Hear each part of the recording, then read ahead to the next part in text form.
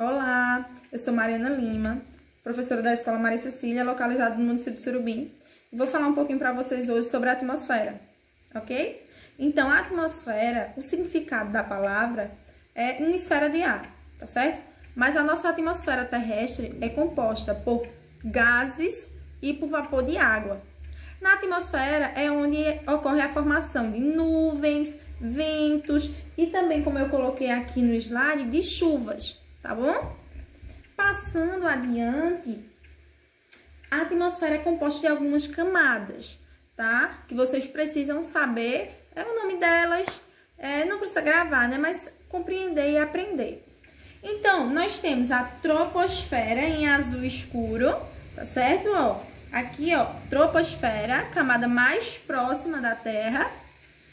Temos a estratosfera, que é em amarelo, como vocês podem ver. Nós temos em verde a mesosfera, em azul a ionosfera e em laranja nós temos a exosfera, tá certo? Essas são as camadas que compõem a nossa atmosfera, que eu falei para vocês. A atmosfera é tudo isso aqui. No caso, nós temos camadas que compõem essa atmosfera, tá ok? Entendendo, minha gente? Vamos lá continuar. Na troposfera, eu expliquei cada uma delas detalhadamente também. Então, a troposfera é a camada mais próxima da Terra, é onde nós temos o ar, né? O oxigênio para nós podermos respirar. Nós temos também a camada mais baixa, né? Tem uma altitude de cerca de 15 quilômetros. É nessa camada onde ocorrem as nuvens, os ventos, as chuvas, os raios, os furacões, tá certo? É nessa camada aqui onde ocorre tudo isso. E é na troposfera também que encontramos o oxigênio, como eu já falei no início, que é necessário para a sobrevivência humana, tá bom? Então, a troposfera é uma camada muito importante da atmosfera. É a partir dela que nós conseguimos respirar, que nós fazemos todas as nossas atividades essenciais. Aí a próxima camada, que é a estratosfera, nessa camada quase não há presença de vapor de água, ou seja, da umidade.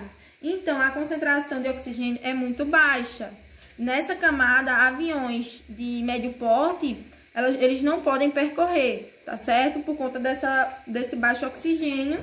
E na estratosfera encontra-se a camada de ozônio, a tão falada camada de ozônio, que os especialistas, que os ecológicos e que os diversos estudiosos falam, tá certo? É nessa camada, estratosfera, que se localiza a camada de ozônio. Então, aí, dando continuidade às camadas, vou falar um pouquinho sobre a mesosfera, tá bom?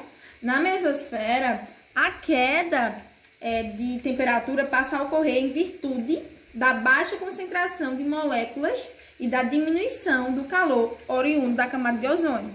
Porque, como eu disse a vocês, a camada de ozônio ficou lá embaixo, na estratosfera, né? Então, mais acima, nas camadas acima, não tem essa proteção dessa camada de ozônio que ajuda a controlar a temperatura, a fazer com que a temperatura ela fique mais quente, né, e mais acessível. Então, por isso, a mesosfera ela já é mais fria mesmo, tá? E o ar presente na mesosfera oferece resistência a objetos que entram na Terra. Então, isso significa o quê? Que a mesosfera nos ajuda a sobreviver, né? Porque, como ela oferta resistência, se passar um pequeno meteorito, meteoros, ela desintegra esses meteoritos. Então, a mesosfera, ela nos ajuda, viu? Ela é boa para nós, seres humanos. A próxima camada é a ionosfera. Na ionosfera, o ar ele é rarefeito e existem partículas carregadas de eletricidade. Então, essa camada permite que a eletricidade ela circule, tá certo? E também permite a transmissão de ondas de rádio. É uma camada também importante para nós, seres humanos. E a última camada que eu tenho para falar a vocês é a exosfera. Ela é a camada mais superficial, tá certo? É aquela última camada lá da atmosfera. E nessa camada, nós temos as partículas se desprendem da gravidade do planeta Terra. E é o local onde permanecem os satélites de transmissão de informações e também os telescópios. Então, os telescópios e os satélites se localizam na exosfera. E nessa camada nós não temos mais a presença da gravidade. Então, lá, se você for, você vai ficar como? Flutuando, né? Porque não se tem a gravidade presente aqui no nosso... Gente, dando continuidade ao assunto, eu vou falar um pouquinho sobre o movimento de translação e de rotação que acontece em nosso planeta. E que é bastante importante também para nós entendermos o clima e o tempo posteriormente. Então, o movimento de rotação é um determinado movimento que a Terra faz em torno do seu próprio eixo, tá certo?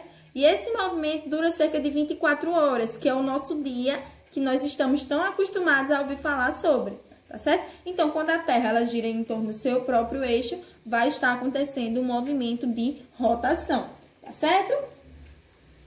É válido salientar que a Terra gira em sentido anti-horário do espaço sobre o Polo Norte, ou seja, a Terra não gira para a direita, por exemplo, ela vai girar para a esquerda, no sentido anti-horário.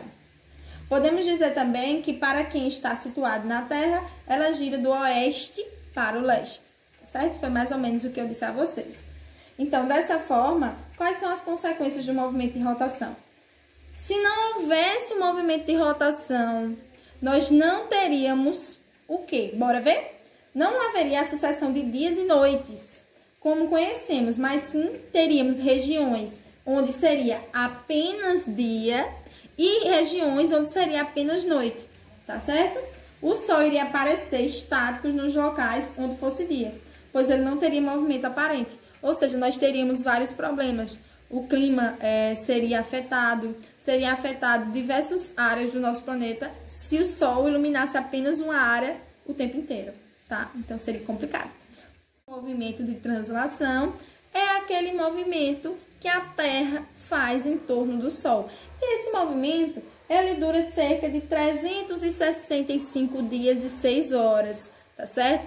É o movimento de translação. A Terra gira em torno do Sol, tá bom? Então, essas 6 horas, que são excedentes por ano, são adicionadas ao nosso calendário em um ano bissexto, que é o nosso ano atual. Ele é um ano bissexto, onde fevereiro não vai ter 28 dias, mas sim 29, tá certo?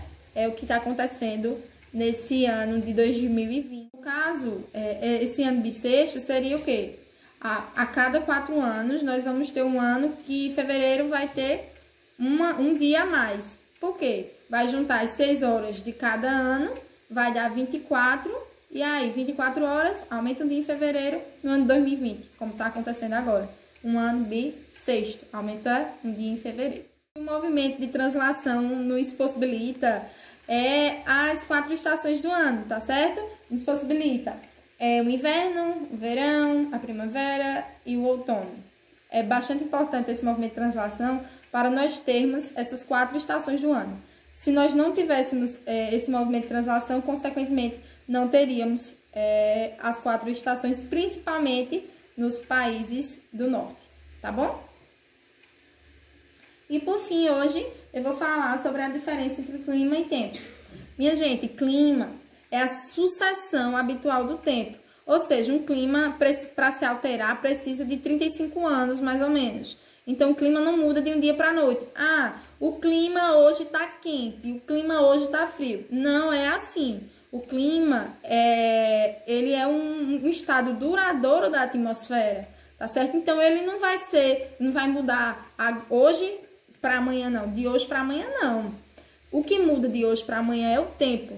O tempo é o estado momentâneo da atmosfera, tá certo? Então, o tempo está chuvoso. O tempo está seco, o tempo está frio, o tempo está quente. O tempo ele muda constantemente, pode ser de 10 em 10 minutos. Ah, agora o tempo está chuvoso, agora o tempo está ensolarado. Então o tempo ele muda muito rápido, mas o clima não, tá certo? O clima é o estado duradouro. Por exemplo, o clima do Agreste, ele é quente e seco. Esse é o clima do Agreste.